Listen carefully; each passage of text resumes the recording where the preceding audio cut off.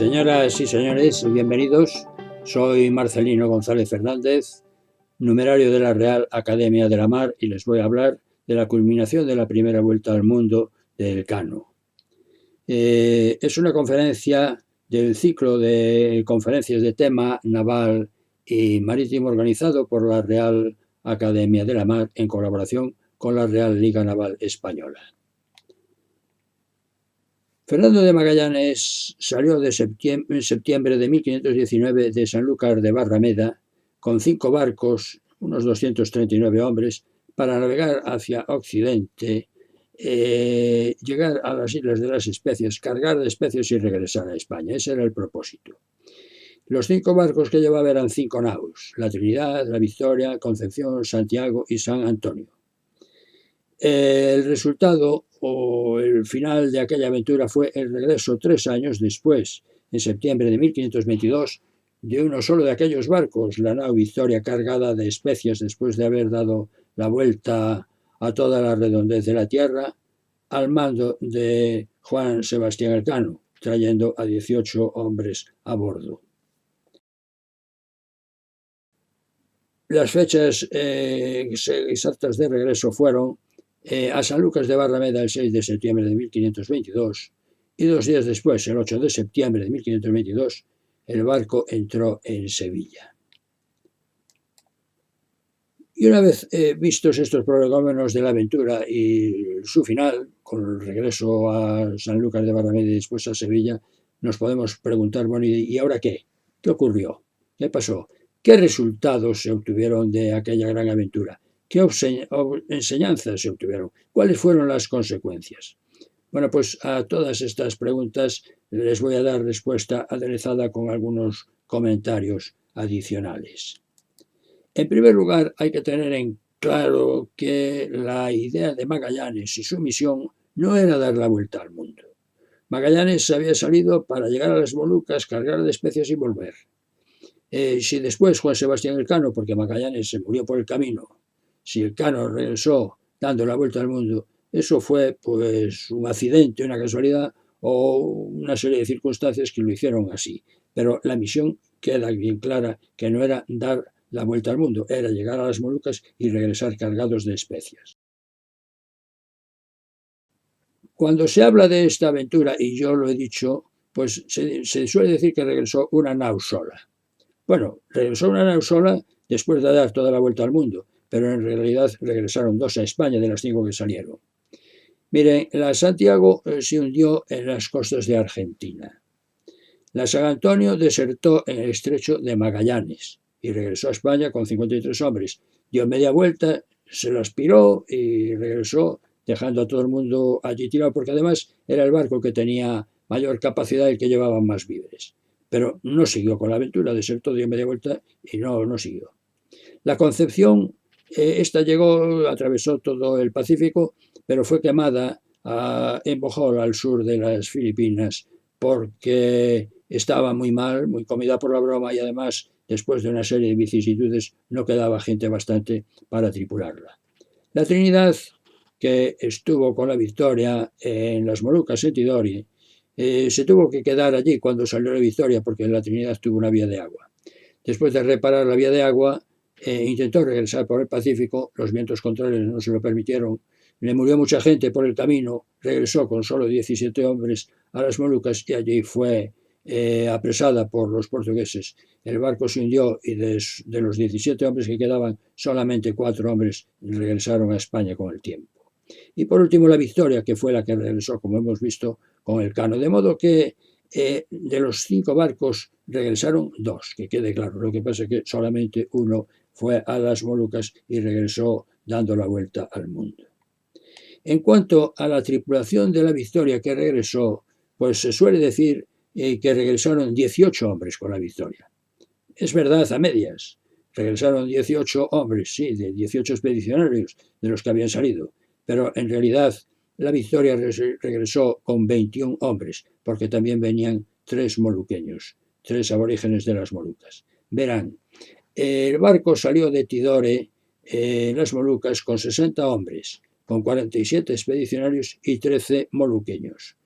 Por el camino se murieron muchos, algunos desertaron, y en las islas de Cabo Verde los portugueses le aprendieron una lancha cuando estaba haciendo víveres con 13 hombres, de modo que en Sevilla llegaron 18 expedicionarios españoles y 3 moluqueños, o sea que en realidad regresaron 21 hombres de los que habían salido. Quiere decir esto que regresó el 35% de los hombres que habían salido de Tidore. Lo que pasa es que de ellos 3 indios no dieron la vuelta al mundo porque solamente hicieron medio viaje. Los expedicionarios que terminaron regresando a España, pues tampoco son los 18 que piensa mucha gente, porque regresaron más hombres. Ya hemos visto que la San Antonio regresó antes, porque los dejó tirados a los demás barcos en el Estrecho de Magallanes, y regresó con unos 53. Después vino la Victoria con 18. Con el tiempo vino la lancha de la Victoria que había quedado en las islas de Cabo Verde, la habían atrapado los portugueses, con 13 hombres. Y después de la Trinidad, como ya he dicho, después de muchas circunstancias, pues llegaron 4 hombres. De modo que, en total, de los 239 que habían salido de España, regresaron 88. Lo cual quiere decir que regresó un 37% de los que habían salido. Otro dato interesante es cuántos hombres terminaron dando la vuelta al mundo. Pues 35.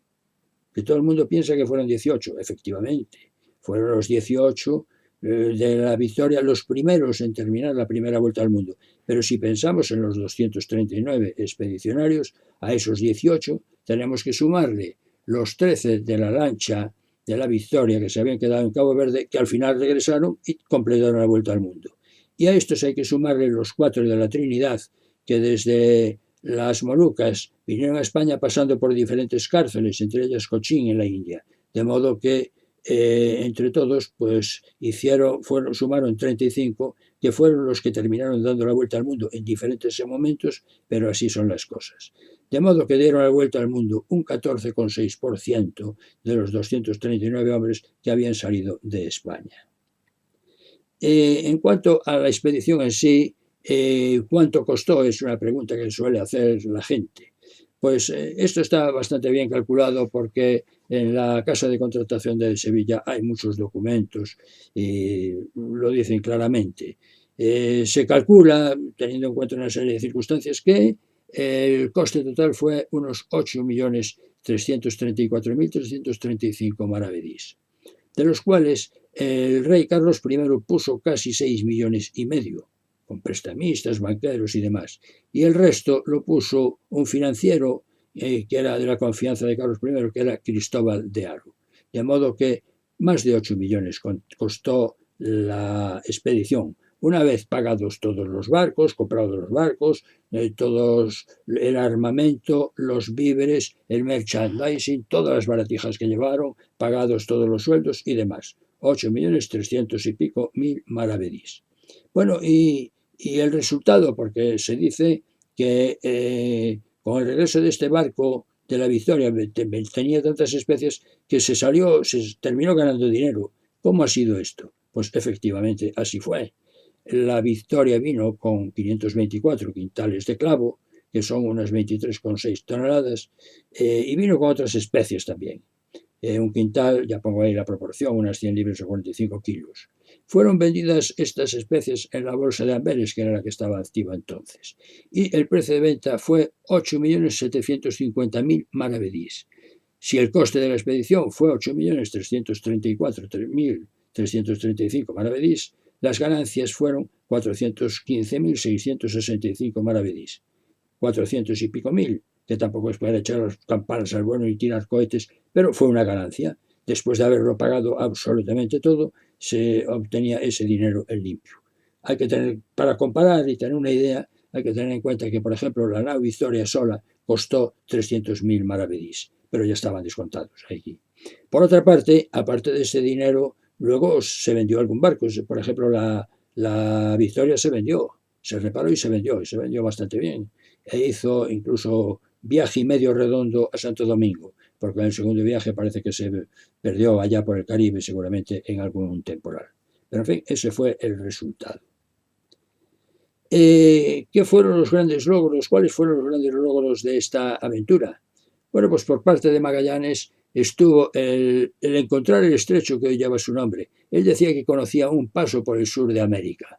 Dudo que lo conociera porque él anduvo tanteando y metiéndose en todos los agujeros que veía por la costa y de hecho estuvo en lo que se llamaba Mar de Solís, que ahora se llama el Río de la Plata, que ya Solís había visto que aquello al final era agua dulce, que eran ríos desembocando. Y allí Solís murió, al parecer, en una cena o en una comida, no sé, porque sirvió de plato principal a los antropófagos del lugar. Bien, pero siguió explorando y encontró el estrecho de Magallanes, el estrecho que en su momento se llamó Estrecho de Todos los Santos y hoy se le conoce como Estrecho de Magallanes en honor de Magallanes. Después también le cupo el honor de cruzar por primera vez el Pacífico de este a oeste, un océano que se creía que era pequeño. Él le llamó Océano Pacífico porque se llamaba Mar del Sur, así lo había bautizado en 1513 Vasco Núñez de Balboa, cuando asomándose después de atravesar, andando al istmo de Panamá, mirando, pues lo veía al sur y dijo, pues el Mar del Sur. Si llega a asomarse un poco a la derecha, mira al norte, vería que ese mar iba de polo norte a polo sur, pero claro, desde allí no lo podía ver. Por cierto, al Pacífico España le siguió llamando Mar del Sur muchísimos años. Pero en fin, él lo cruzó de este a oeste. Y además le cupo el honor de llegar a Filipinas, que allí fue donde tuvo la desgracia de morir, en Mactán peleando contra la Pulapu, un reyezuelo del lugar.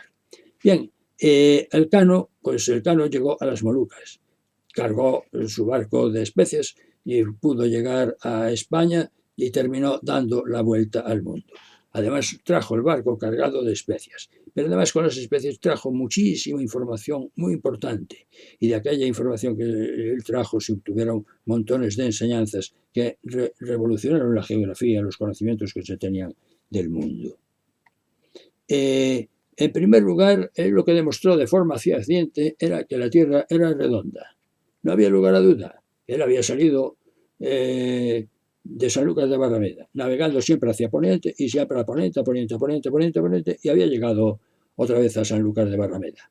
Se demostraba que la Tierra era redonda. Había mucha gente que ya lo sabía de la antigüedad, pero había mucha gente que no, la Iglesia no lo admitía y había mucha gente que no lo admitía, lo cual no tiene nada de extraño, porque aún hoy hay gente que sigue diciendo que la Tierra es plana, hay gente para todo.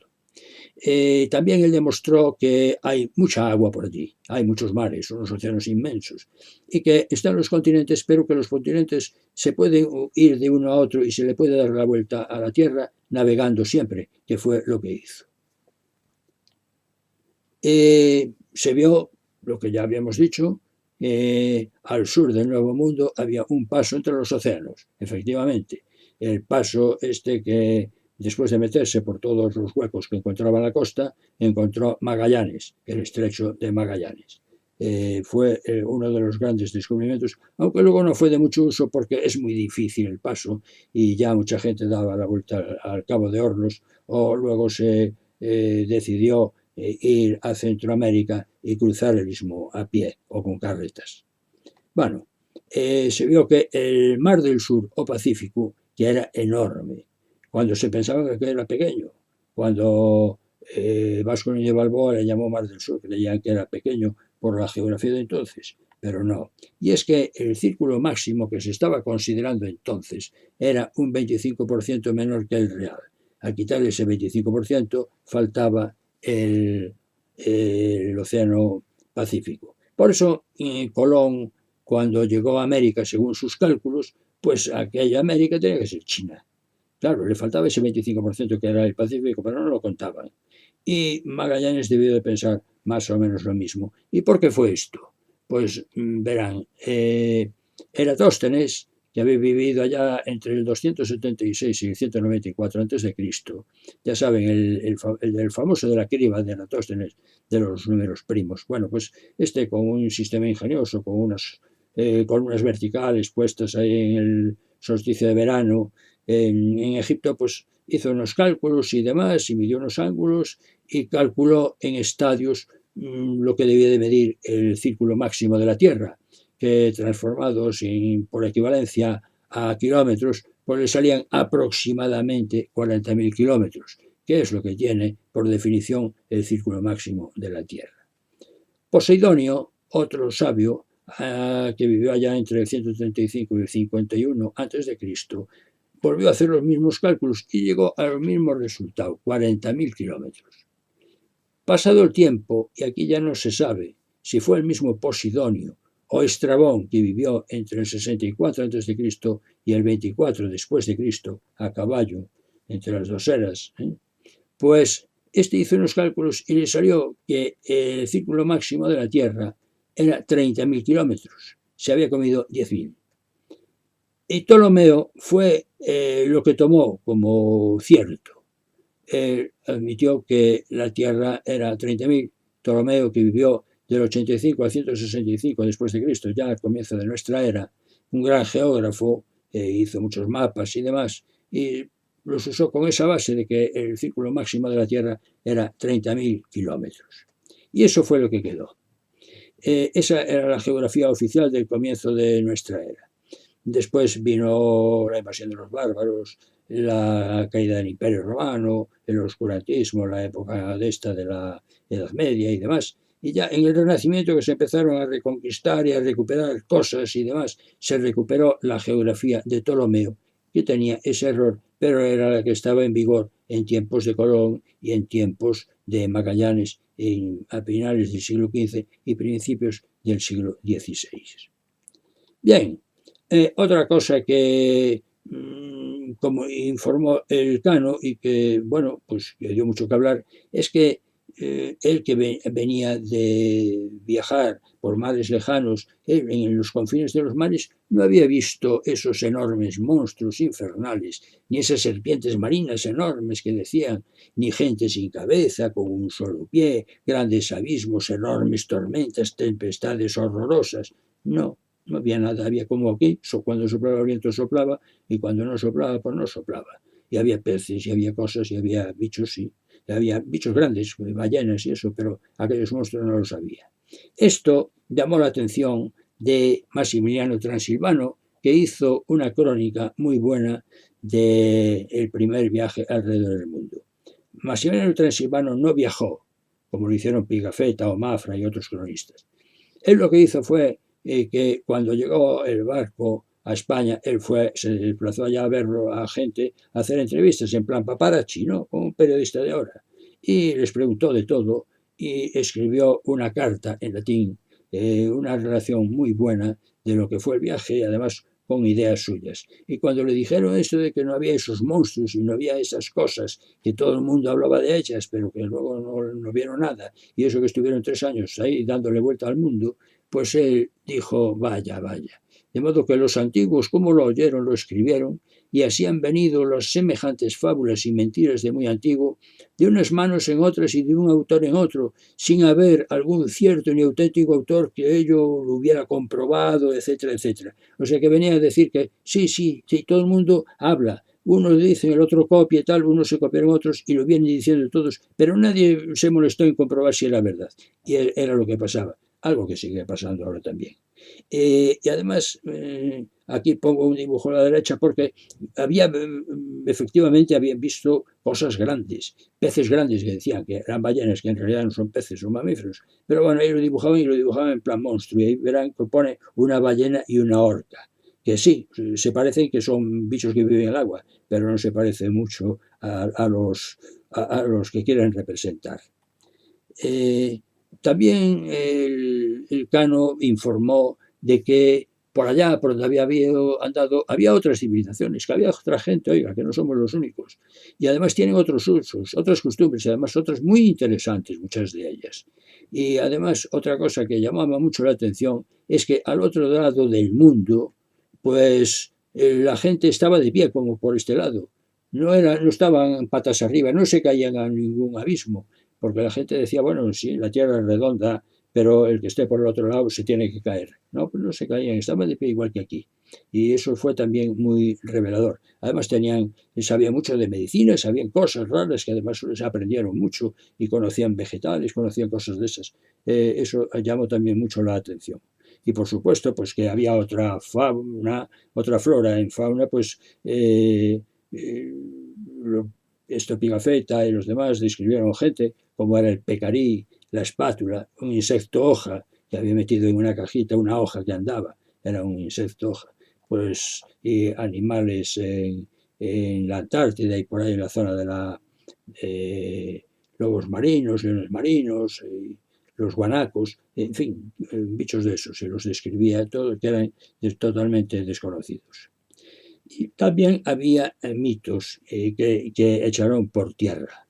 Por ejemplo, aquí se decía que en las Molucas, que se sabía que existían, pero decían que eran unas tierras terribles, con unos temporales enormes, con muchos bajos, muy mal tiempo, unas nieblas espesísimas que allí no se podía parar. Ellos cuando llegaron, pues a veces había sol y moscas, como en cualquier otro sitio. Esto seguramente lo preparaban los portugueses, que ya estaban en las Molucas hacía tiempo, para que no fueran por allí a importunar y a hacer la competencia.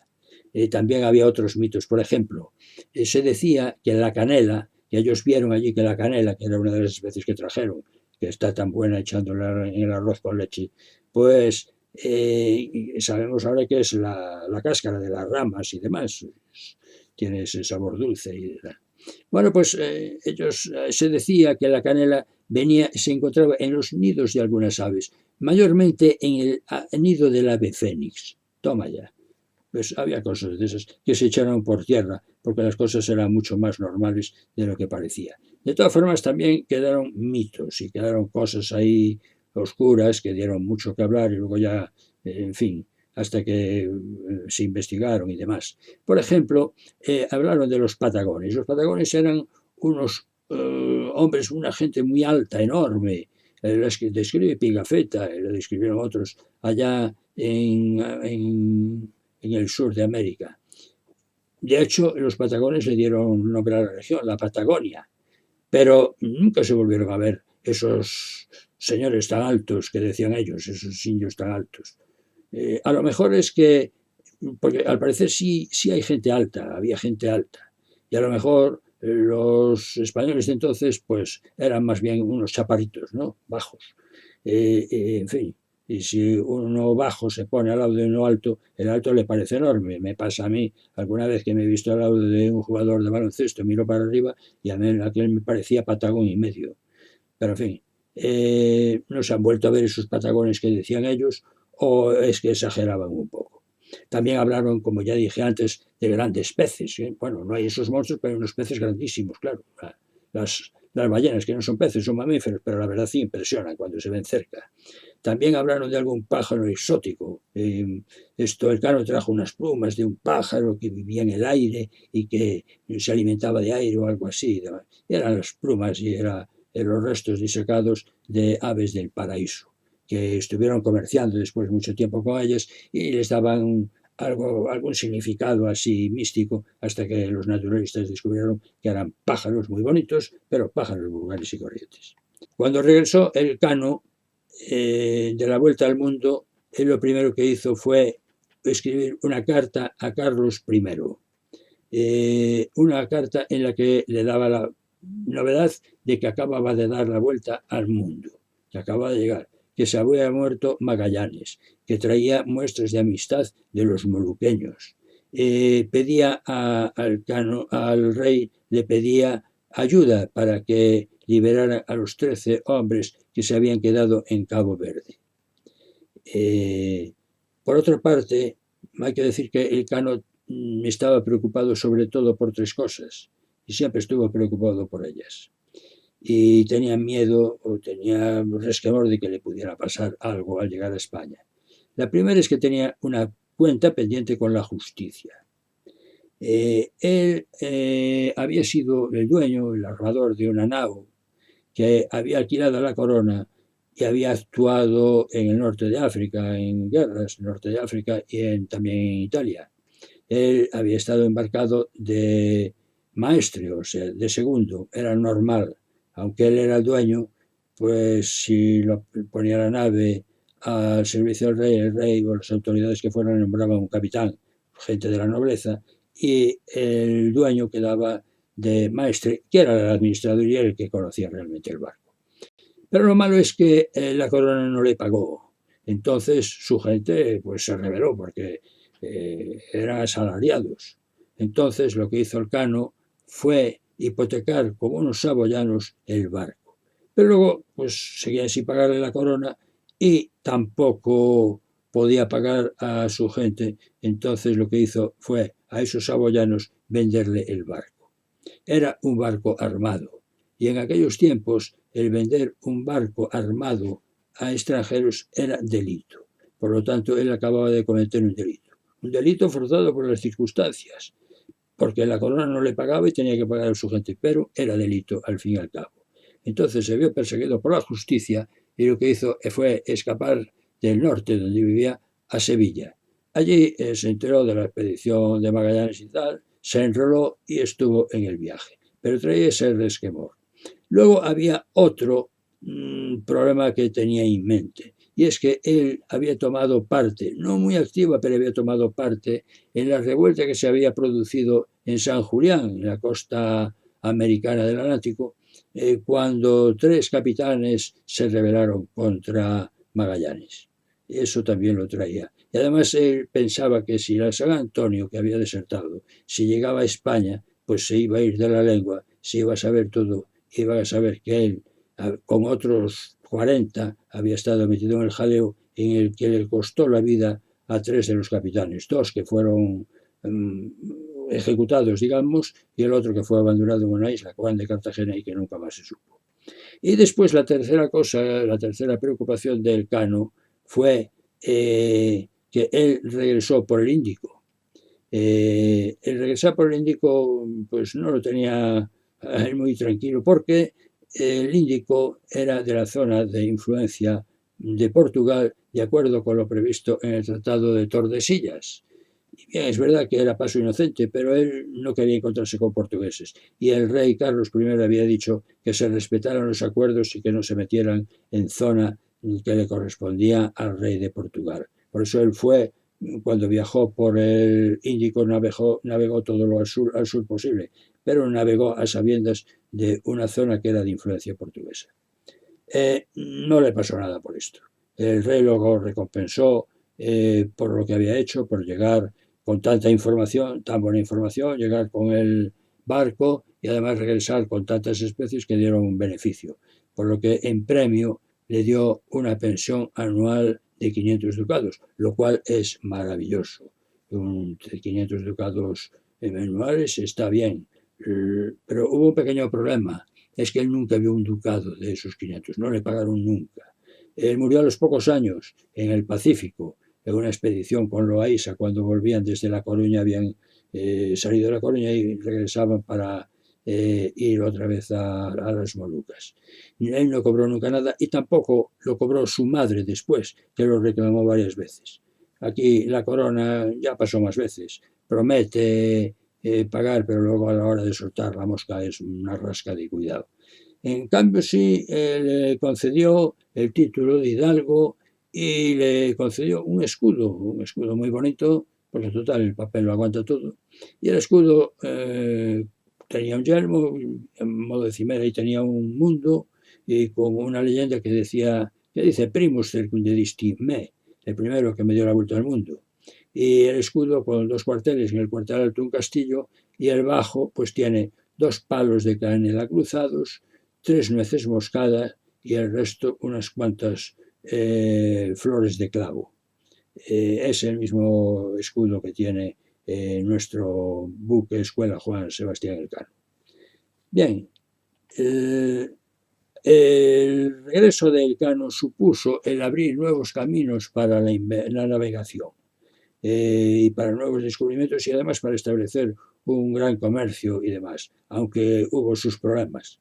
Hubo expediciones como la de Loaiza, que salió de La Coruña, o Saavedra y Villalobos, que salieron de América, de las costas pacíficas de América, que luego tuvieron problemas para volver, hasta que fue Legazpi por allí y se llevó con él a Urdaneta, y Urdaneta pudo en 1565 encontrar la ruta del tornaviaje. A partir de entonces se estableció la ruta y el comercio del galeón de Manila entre Manila y México, sobre todo Acapulco, que duró 250 años. Y el Pacífico pues fue un mar español. Le llamaban al principio mar español y luego lago español, ahí se hicieron grandes expediciones, entre ellas parte de la expedición de Alejandro Malespina. La cuestión es que con el regreso de Elcano, con toda la información, pues supuso un cambio en la forma de representar la Tierra. Las cartas de navegación a partir de entonces, ya con tanta información, empezaron a tener mayor rigor científico. Se empezó ya a usar y a fijar latitud y longitud, porque hasta entonces normalmente no tenían ni latitud ni longitud, lo que tenían eran escalas de distancia y rumbos magnéticos. Las orientaciones empezaron a estar referidas no al norte magnético, que era el que tenían hasta entonces, ya empezaron a conocer las declinaciones y demás, y era al norte geográfico. Y, por supuesto, la geografía de Ptolomeo pues empezó a caer en el olvido, pues porque ese error que acumulaba afectaba a todo y ya se veía que estaba equivocado. El padrón real pues también sufrió un gran impacto. El padrón real era un padrón, era la carta matriz o la madre de toda la cartografía que estaba en la casa de contratación, en la que se iba poniendo al día cada vez que llegaba un piloto, un capitán, ponía un nuevo descubrimiento, una nueva cosa, y se iba aumentando la información de este padrón real para a partir de ahí fabricar las cartas de navegación que llevaban los barcos que salían en la carrera de Indias y demás. Al principio cogía pues desde el Nuevo Mundo, América, hasta donde podían de Asia, pero es que ahora ya cogían todo el Pacífico, ya habían visto mucho y entonces hubo que aumentarle un trozo, representando a toda la Tierra. Aumentaron sus dimensiones, si lo tenían en una pared seguramente tuvieron que echar un tabique al lado o algo así, porque la representación que antes era parcial, ahora abarcaba ya todo el planeta. Quedaban cosas por descubrir, pero ya había mucho descubierto y ya se le había dado la vuelta a todo.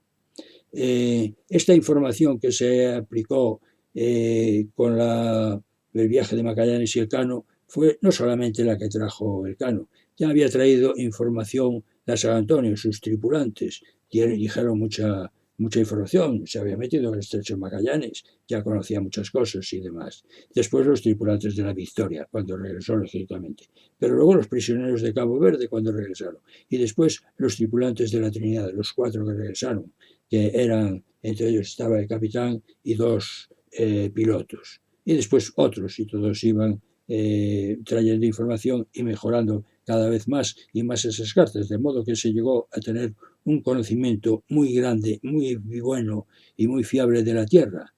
De modo que las enseñanzas, en resumen, que se tuvieron de esta vuelta al mundo, pues fueron muchas. Les vamos a resumir de una forma rápida. Que la Tierra era redonda, no había duda. Que había un paso por Sudamérica entre los 2 océanos, ahí estaba. Que la Tierra era más grande, también. El océano Pacífico era enorme, sin lugar a dudas. Que se le podía dar a la Tierra la vuelta navegando por todos los mares, también.